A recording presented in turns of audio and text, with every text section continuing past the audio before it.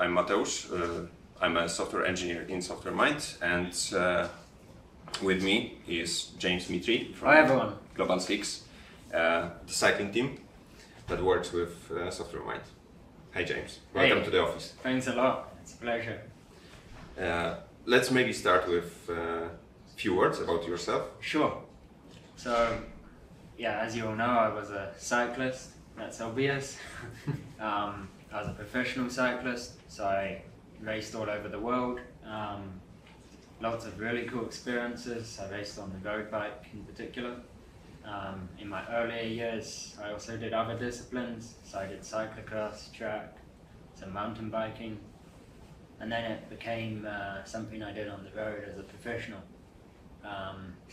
So that was a really cool experience. And then now, these days, I'm running a team, Global 6. So we just finished our mid-season race in Krakow, the Malopolska, which is always a nice one for us, particularly being kind of the home of Software Mind. So yeah, it's great to be here. Yeah, welcome. Yeah, I had an opportunity to join the team's car for a day, which was really amazing experience, to be honest. I was always watching the races on TV. Did it scare you? Yeah, but seeing it from inside, it was like another level of experience. Seeing how everything works, the dynamics in the team, and the tactics. Can you tell about the tactics for the races? Sure. How do you prepare for There's those? so much that goes on in the preparations. I mean, we have the athlete side to think about, then we have the logistical side of the team, then the tactical side. So I guess it really begins with sort of sports management, sitting down and thinking about the race, so the profiles the race is going to have. So is it mountainous, flat?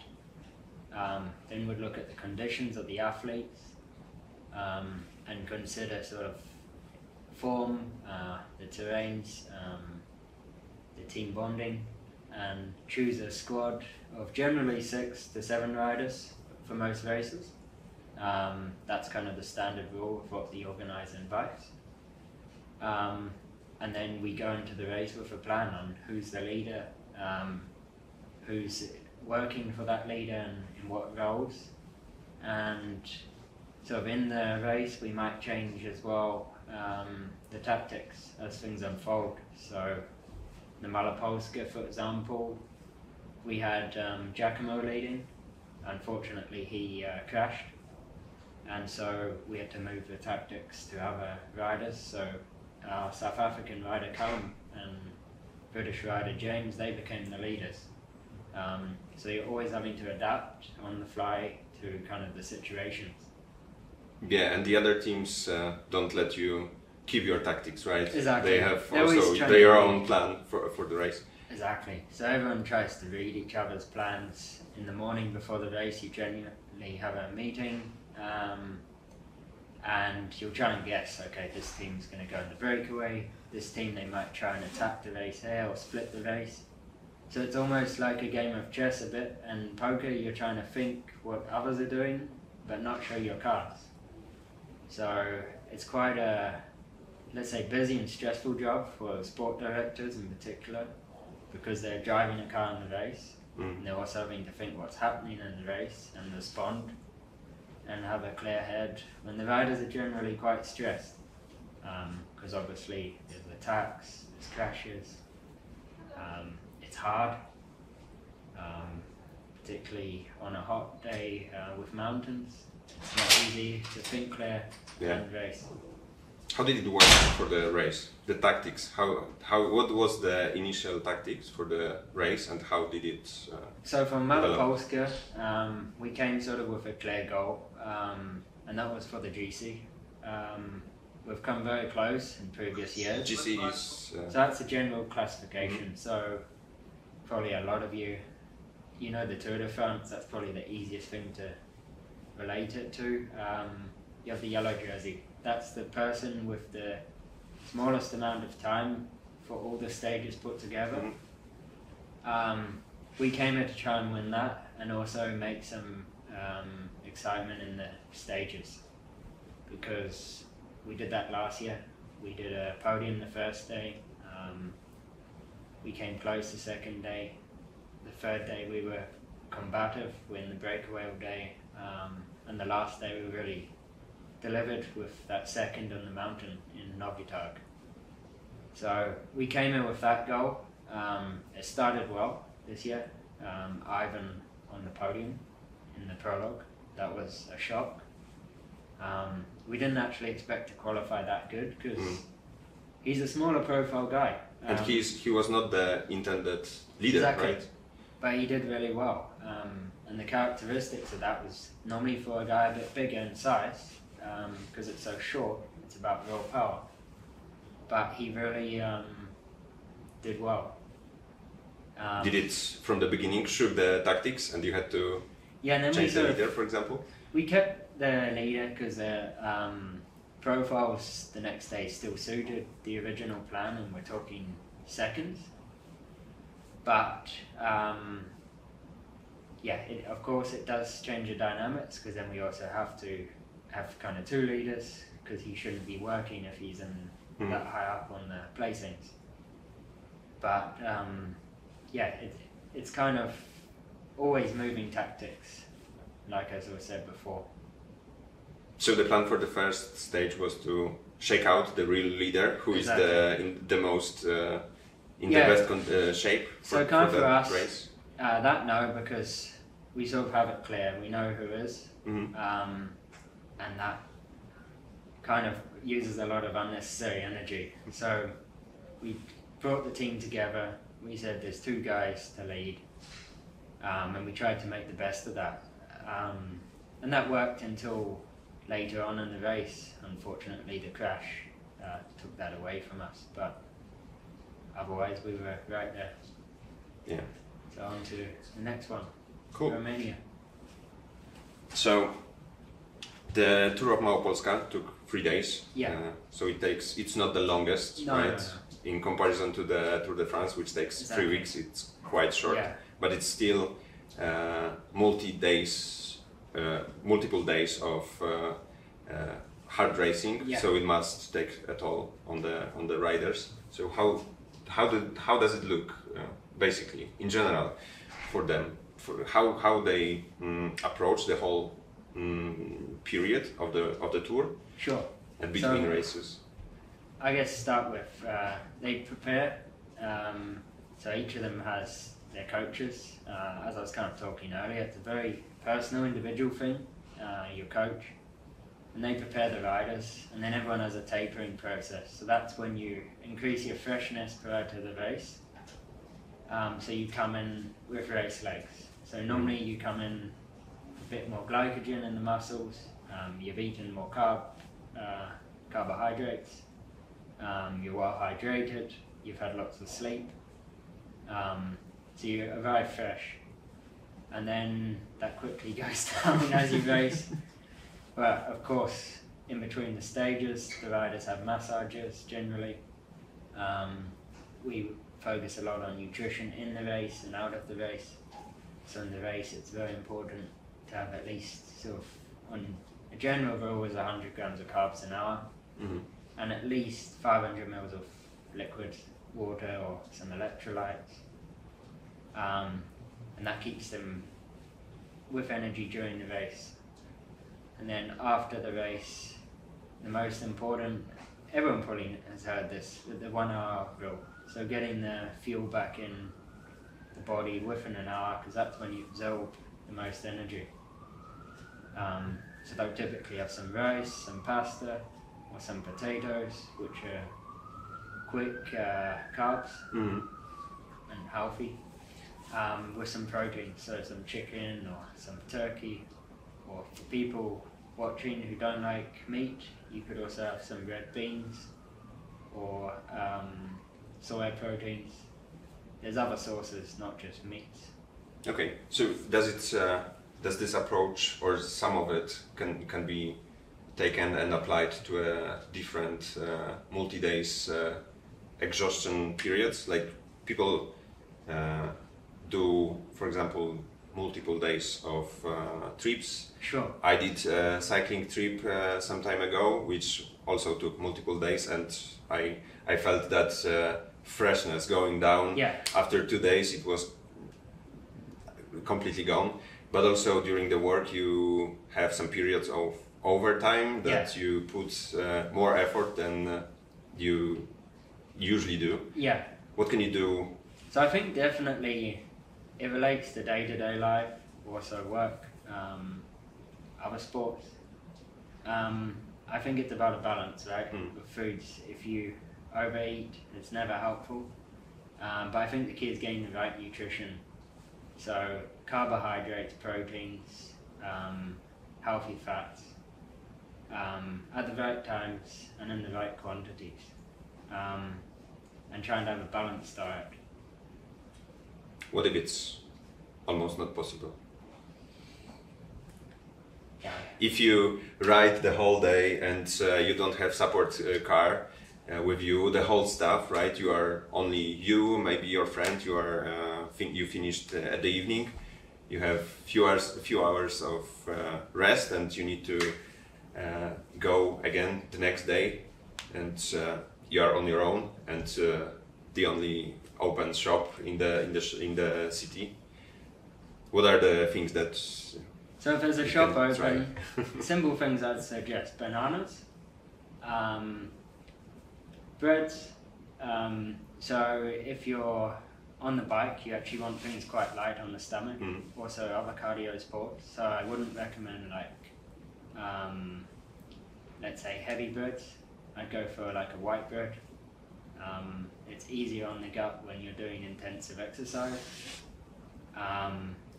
Also cereals are quite good. Oats are slower digesting and absorbing, and they're not too hard on the body. Rice pudding's a favourite of a lot of riders. So that's rice and milk with sugar. I'm not sure if you have it over here, but a lot of our riders like it. You can buy it. Yeah. Do you prepare also some other stuff for the riders? Yeah, so for us, we cook rice cakes.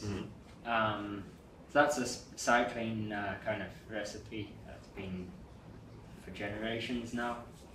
They cook rice the night before. They put Philadelphia, so that's white cheese, in there, and generally some chocolate or jams, and they cool it in the fridge, and then they'll cut it into slabs, and it's like a sweet, savoury snack when you're riding, and it's quite easy to prepare, healthy, and full of energy. And it should be available in only one open store in the city in the evening.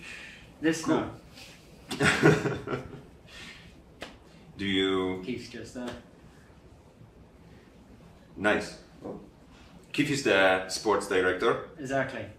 He's the guy that I had an opportunity to ride with during the race. Did he terrify you?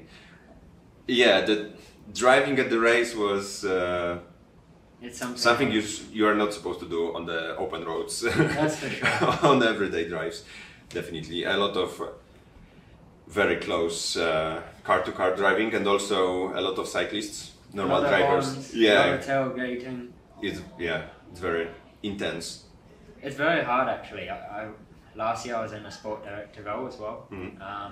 So you were also driving. Yeah. It's like a main role. If the driver is always the sports director. Yeah. So in big races, so let's say for us the longest race would be the Tour of Portugal.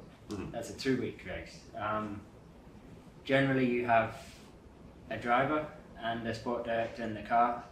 So a sport director in a big race might sit in the passenger seat because it's so long, and the transfers on those stage races can be 5 hours. So the sport director could be driving 10 hours each day with stress of racing, thinking. So yeah, that has to be monitored as much as the riders. But for shorter races, you'll have the sport director driving, and most like to drive. I love to drive, it's fun. Yeah. But it is very stressful and you have to concentrate a lot. I was always very tired end of the days. Could you talk about a little bit how it is to drive the car during the race? What is important? How it is? I saw this, but it's unusual. So not a lot of people had an opportunity to do it, to see that. So you've got to be good at multitasking. You got to be able to concentrate on driving. You got to think what's happening in the race with the riders. You got to sometimes have your arm out the window with bottles and feed them. And then you've got to have kind of eyes on the back of your head as there are riders coming up your side, behind you. You probably saw it. Yeah. It's quite dangerous, and it takes skill, I think. I think it's something you have to develop if you've been a rider, because you kind of get a sense at the riders' lines. Mm-hmm. Are they going to come up this corner on the inside of me? What should I do if I have to stop? Because all of those things are so important. Yeah, you could. I noticed a lot of very specific behaviors and techniques of driving for the race. There was, for example, if there was a tight corner and there were some riders behind the cars, the whole convoy of the cars stopped. Exactly. Very soon, even if the rider was few hundred meters behind the cars, to let them pass, and all of them were notifying each other with the horns that the rider is coming, so everyone should stop. Give the rider the full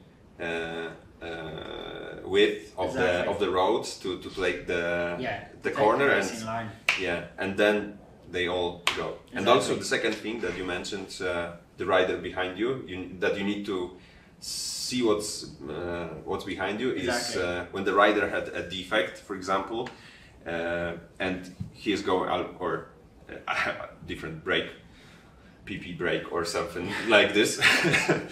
They are always usually coming from behind of the whole convoy. Exactly. So general rule there, it's kind of different to the riders in the race. Kind of as a sport director, you kind of work with the other teams. Mm-hmm. So we'll help other teams to bring the riders back after a mechanical or toilet stop, because you kind of expect the same from them when your guys have it. So that's why you see the horns, the communication. It's kind of a team effort behind the race. And it's illegal to tow draft your rider, right? The whole exactly, which length is why of the convoy. You keep friendly with the other teams, because it's not. Hmm.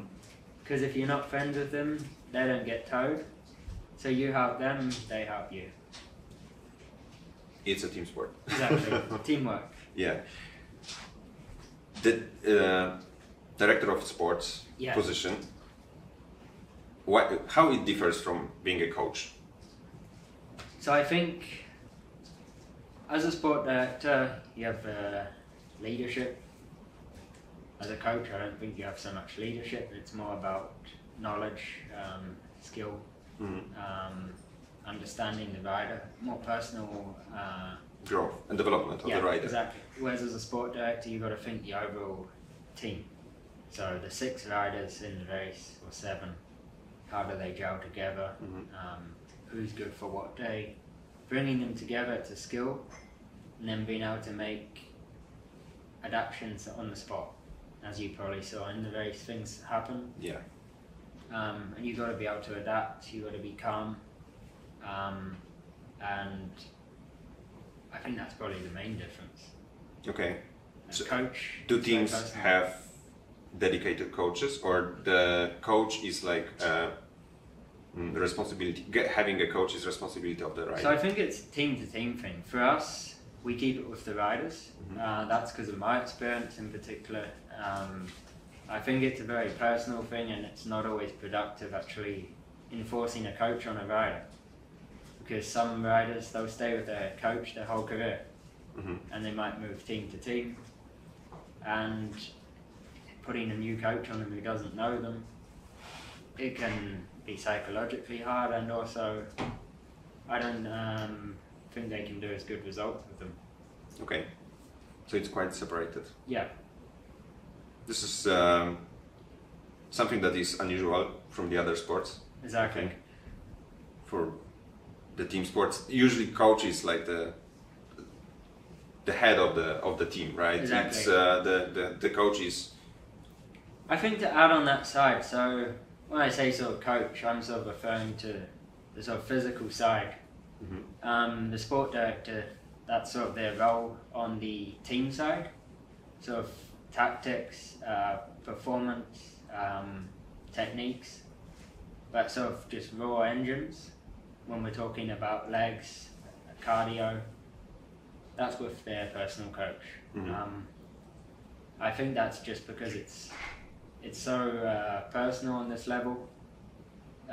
You can't use one plan for everyone, it doesn't work. Everyone's so different. And different coaches have different talents, like riders. Some coaches are good for sprinters, some are good for climbers.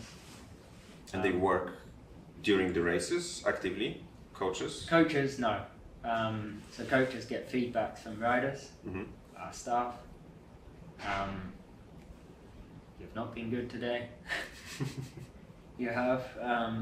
Yeah, so Keith will discuss with the riders, okay, this is what he thinks. And we'll give our inputs. Okay, he was lacking some top end speed here in the sprint. Why is that? Has he been doing too much endurance and he's lost some fast twitch? Those are the kind of inputs we'd give, and then they go back and work on it for the next race. Okay. How to get better. I think a lot of it also from our side is kind of knowing the riders and being able to say, okay, it's time for a rest, because they're motivated, driven guys. A lot of them overtrain rather than under. So a lot of the role in the sports department will be telling them when to stop.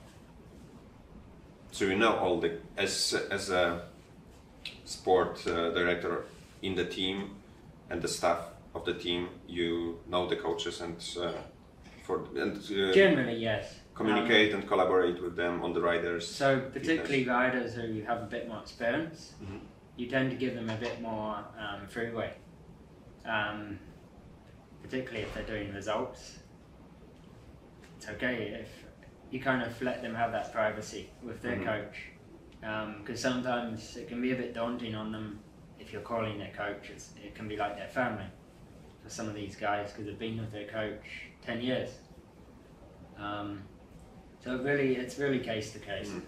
For younger riders, we have to guide them more, obviously, because they'll have a newer relation with their coach might not have seen them in races. The older riders will tend to say, okay, go away and work on this. And are the older, more experienced riders are able to, they don't need that kind of feedback about what was not working and what was working during the race? But we'll generally give it to them instead of going to their coach. Ah, okay. Kind of like, otherwise they can feel it's like going to parents. Yeah. Some of them, it's like family to some of them. So yeah, and some of them even help the younger riders because they have that awareness. And another thing I believe is they see things that the staff don't see in the race, and they can say, okay, here you were missing this. Maybe in, I don't know, a flat piece of road, a crosswind, the rider was just dropping.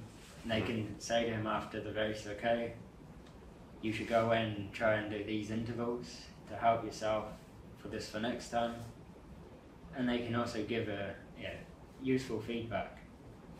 So you touched very, very interesting aspect of cycling that is very unusual in other sports, because it's from outside, if you look from outside and from high level, it's like an individual sport, because you win trophies as a rider and races as a rider. But in fact, it's a team sport, right? You can see that. I saw that during the race that, and as you said, there are designated leaders usually that the team is working for. And the things that I saw during the race was that one of the guys that was not a leader came back to the car to get the bottles for all other guys in the peloton, and this is not done by the leader. They are focused on moving to the finish line as efficiently, right? And Exactly. the other guys are pulling them. So it's how that dynamic work, and is it accepted in general by the riders? So a lot of riders, they kind of know early on what they want to be, and a lot they start and they want to be winners. Then later on they realize their role fits them best, and each role has its benefits. Being a winner, you've always got the pressure of delivering for your teammates because they've sacrificed for you, they've all worked and trained for that event just for you. But at the same time, it is a team sport. We all celebrate together, and internally it's a team win. But of course there's one winner. And then you have sort of domestiques. There's people who do that for their whole career, and people like that. It's really down to the rider. What if the rider wants to be a winner and the leader, but it doesn't have that chance? He needs to help. Yeah, then there can be some difficult conversations because it always happens. It's humans. Everyone wants to be the best they can. I think it's all about giving people a chance, and the legs speak the most. In the end, sometimes in races we get a surprise, like on Friday or Thursday in that prologue.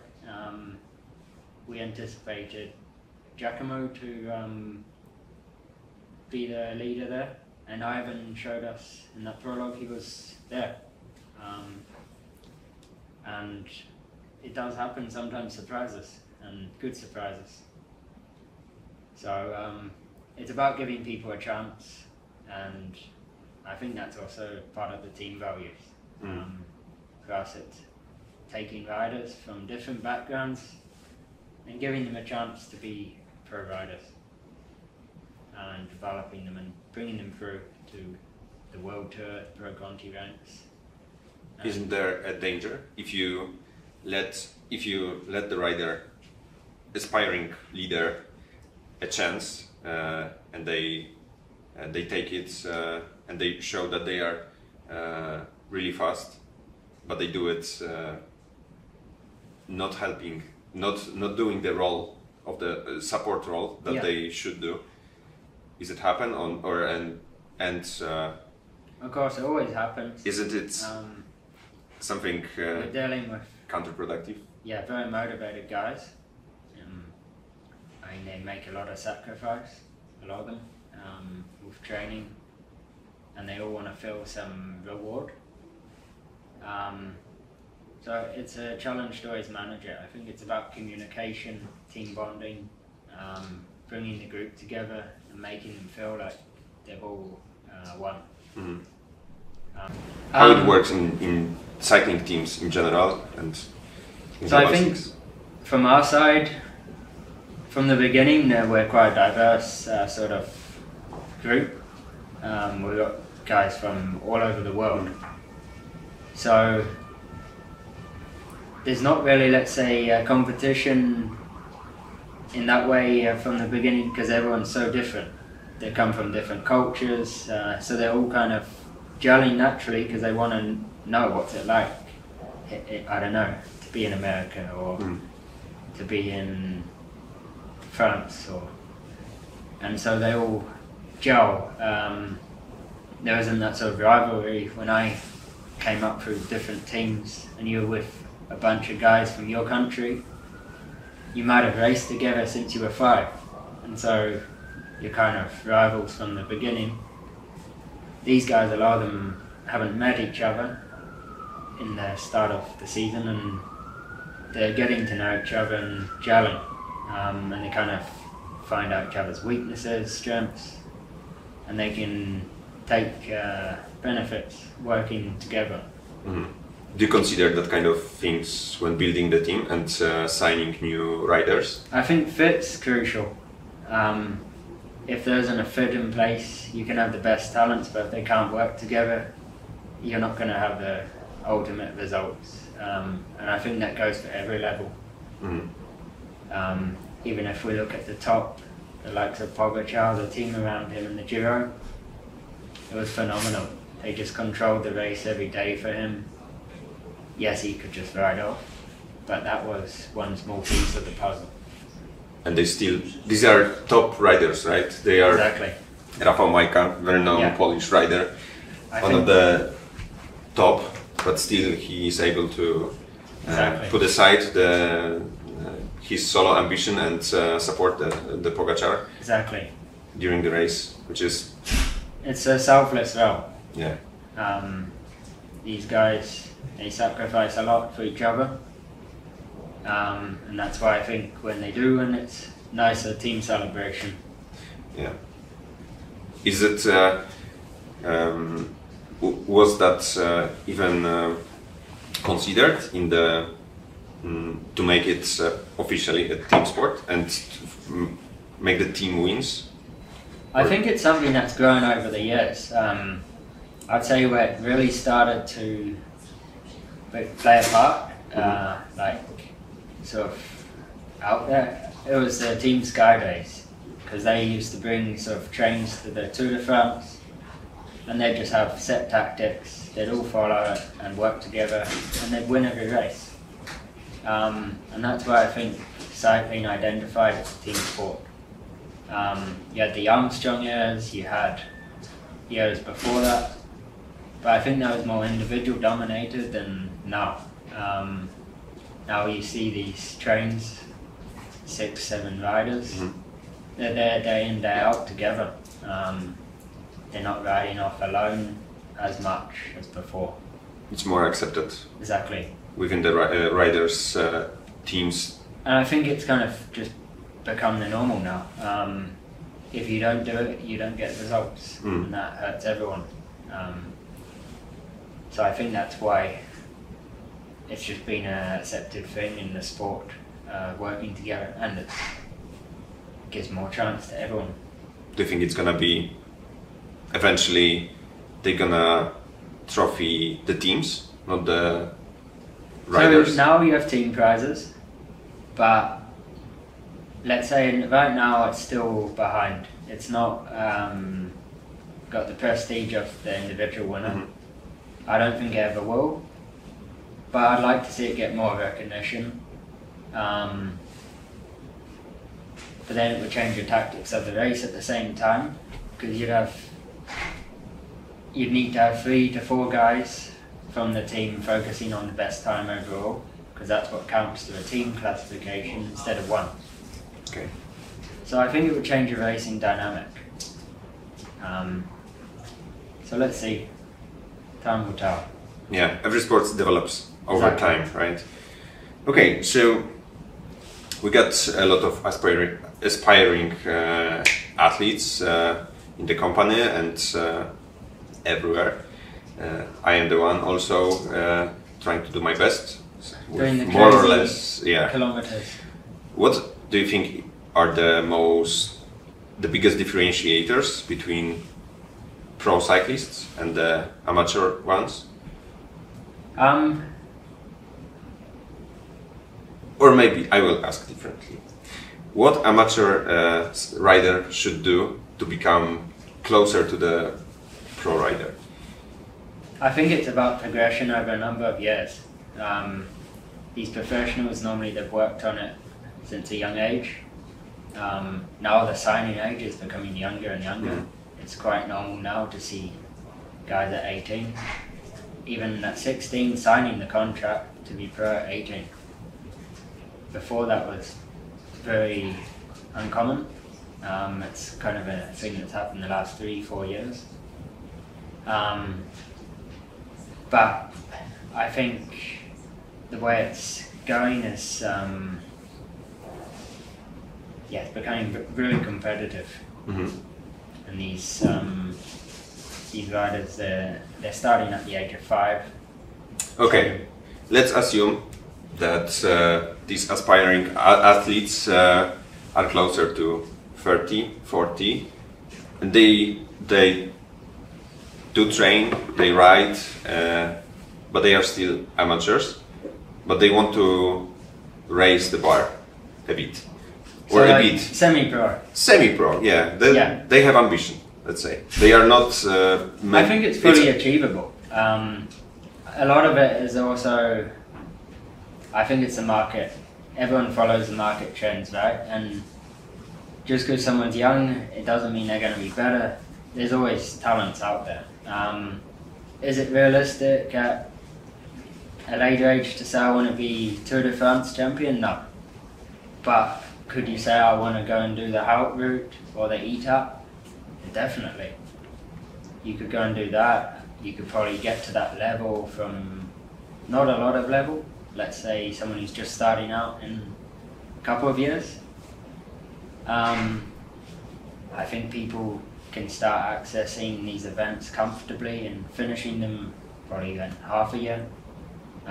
It's all on the person too. They're kind of sporty, how their lifestyle is. Let's say they've been into swimming, running or another sport. It's going to be quite transferable, the sort of physical capacities they have in those sports into cycling. What do you think is reasonable time span that if someone wants to start racing in, let's say, for example, amateur races, but wants to be competitive, not only finish, but wants to be near the top, and the person's fitness is, let's say, okay, the person is active, they do some sports, but it's nothing crazy, right? What is, in your opinion, reasonable time span that they need to dedicate to... I think a couple of years, if they're driven. A couple of years, and of course we can never say sure they're going to win. Of course. Because some people, there's a limit on their ability. You can only develop so far. But I think in 2 years you sort of find where you can be. And then you kind of get an idea, okay, is there room to get those percents? Should I go to the wind tunnel? Should I get an ultralight bike? Invest half of the annual earnings into the bike? Yeah, should I go is it down worth it? boot camps? Yeah, all of those things. Then you can kind of get to that and decide. Or you can do it anyway, like a lot of people do. It's still a lot of fun, right? Yeah, exactly. So it's definitely better way to spend your weekend than... it's healthy, right? Doing nothing. I think it's a lot better than going to a bar or a nightclub. Yeah. I certainly think so. I love every weekend to get out on my gravel bike now. I do a lot of that over road. Just because the cars, it's kind of dangerous, right? All the time on the road. So I love going in the forest, just on my gravel bike, looking at the nature. And it's kind of like a meditation too for the mind. Being on the bike alone in the nature. Oh yeah, that's something that I actually very like about the multi-day trips on the bike that are completely not competitive. There is no racing, but you have, first of all, you can forget about the work and the everyday struggles, and also have time to think and relax your mind, I would say. It's exactly. I relate it to meditation for me. Yeah. And I always come back with new ideas and sometimes create ideas, like big ideas on the bike. I could, I don't know, just think of some solution out there that I didn't think of before. So I really believe it's a positive thing for everyone, and not just cycling but sport. I think it just does something to the body which benefits everyone. Yeah, the body also. If body benefits the mind, it supports the mind as well. I think the mind's a lot of things. If you have a good mind, I think that's the difference between winning and losing sometimes in these races. It's not the legs, it's the mind. And how hard you can push. They say that endurance sport is mostly pain. Yeah. And it's, I think, something that you are talking about, right? Exactly. You need to, how hard can you suffer? yeah. How much pain can you take? How long for? And what's your limit versus the other people? Because normally when you're hurting, they're hurting too. So can you hurt more than them? Can you push more than them? That's that kind of killer instinct. Yeah, but you should differentiate probably the pain of being tired and exhausted, you're losing your mind and dedication, and the injury pain, right? Yeah, exactly. This is not the same pain. No. This is a pain when your legs are full of lactate, you're on a mountain, you're next to a group of 50 guys. They're all pushing the same as you, some are even talking, trying to play mind games to you. And you've got to show you're stronger. Or not show anything and play poker to them. What are the mind games that you can play with people that suffer? Talk to them. Start talking to them and not being breathless. Behave like you are fine, yeah, and you are not tired. Exactly. You can just talk to them. How's your day going? Nice ride. Exactly. Those sorts of things. So going back to the our ambitious athlete. Yeah. What would be the things that you suggest? What would you do to go from that amateur athlete to the semi-professional that is competitive? So I think the biggest thing is showing yourself to the teams. So you got to get yourself in the events. You got to market yourself because you're trying to sell yourself to be a brand almost. Where teams want to sign you up. So it's results, it's performances, consistency. How far can you develop? Your profile. So are you a sprinter, a climber? What are those things? But really getting out there, joining a club, meeting the people, starting the races, and then showing your level. So should you also get a coach? Definitely. I think a coach is a good place to start, particularly when you're developing at those levels. Later on, I think you can self-coach or find someone more suited to you. But earlier on, I think for the fundamentals, a coach is a great place. What about the camps? There is a lot of camps, right? You can go for a week or two. Exactly. To have some time with a coach. I think camps are great, particularly socially. But I think at the same time, they can be quite expensive and it might not necessarily be the most long-term option, because you might go there for 2 weeks, exhaust yourself, and then not train for a few months. So I think finding a consistency is the path to always getting the best. The camps are great for a social element, some fun, meeting new people, yeah. Cool. Do you miss racing? Yes and no. I love the new challenges now. Building this project, helping people, giving back to the sport. And at the same time, yeah, I miss it because you have a different social element when you're a rider. You go away on camps 3-4 times a year with your friends. You're training every day. You normally share an apartment somewhere in the mountains. It's social. A lot of these people are friends still. So you miss those times, but then I don't miss also the danger. It's a dangerous sport. Crashing, those things are not as fun. So I'd say yes and no. There's different goals now, and that's to help people bring through these riders and this team and give something back to the sport. That's great, great.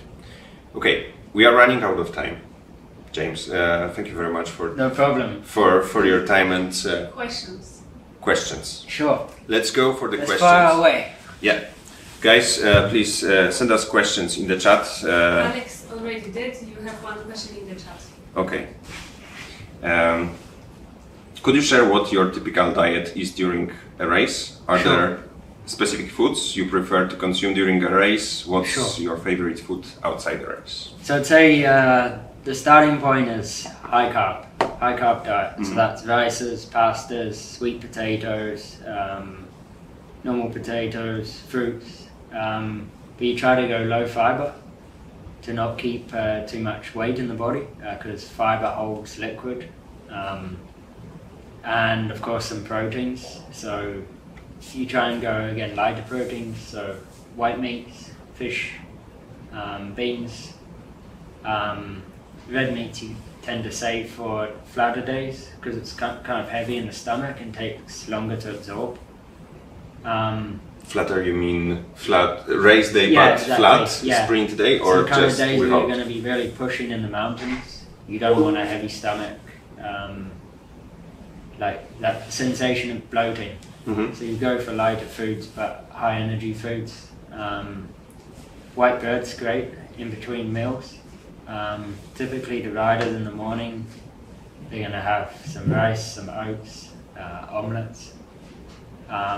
Some might like some fruits, smoothies, and then they'll top up with some little brioches and bits of carbs before the race begins.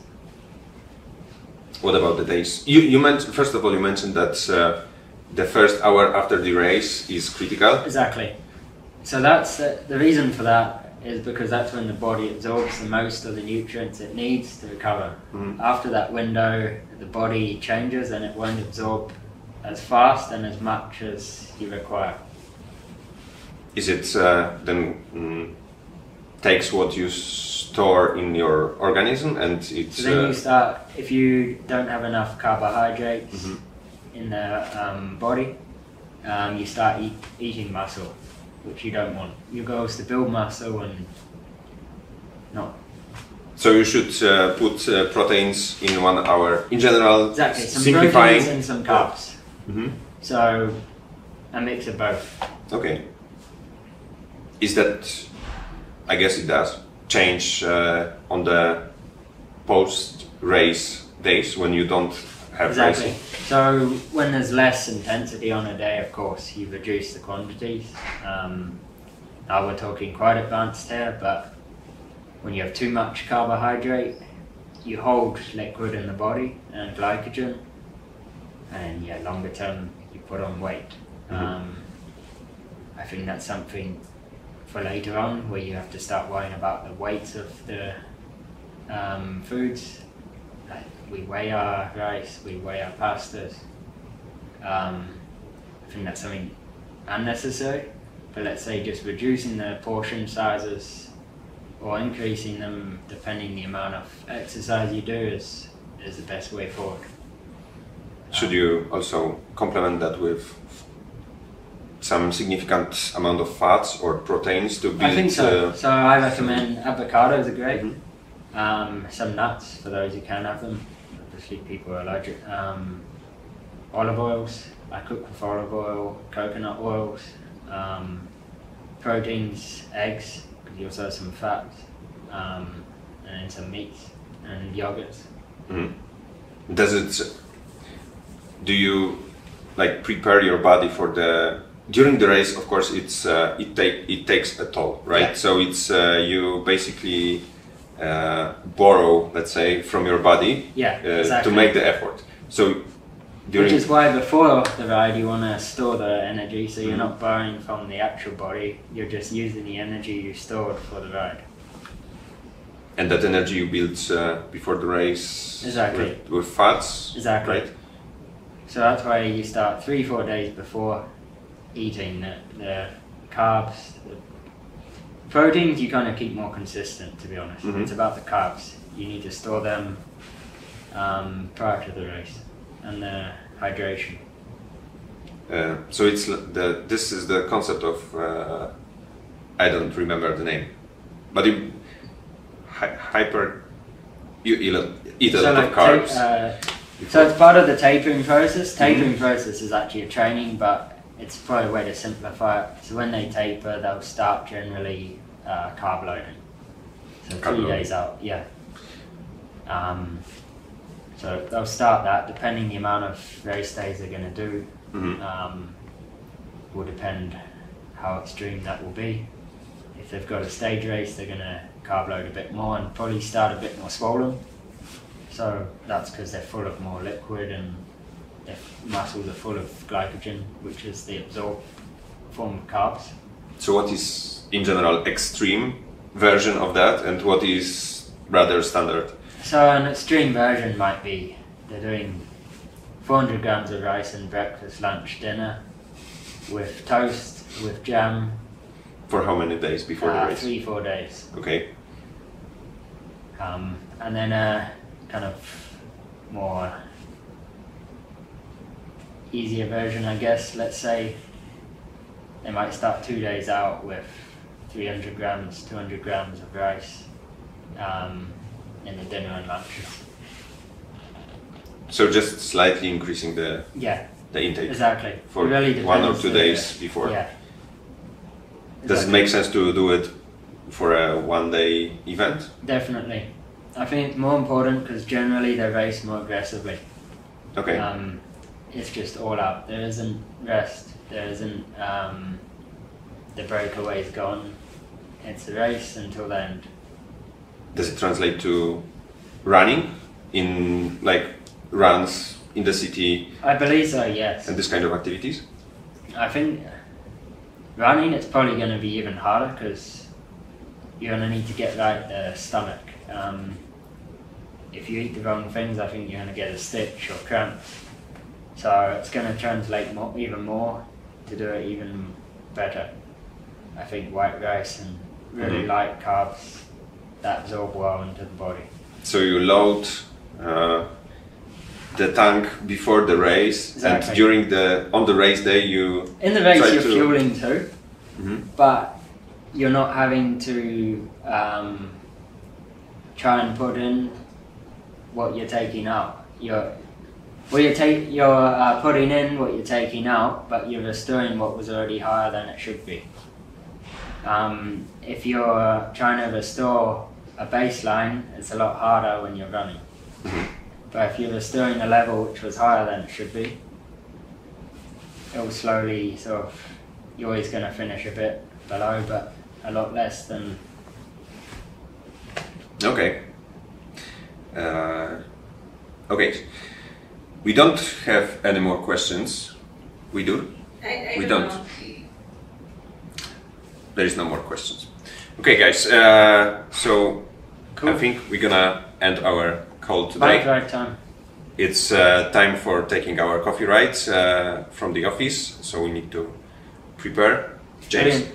again, Thanks. thank you very much for spending this hour with me and Pleasure. talking. It was very interesting for me, and Thanks. I got some tips how to become less amateur, which is awesome. A It pleasure. was really nice. Thank you. Thanks. Thanks a lot. Thank you very much, Thank you, guys, everyone. for joining us. See you, hopefully, during the coffee ride with at least some of you. Thanks.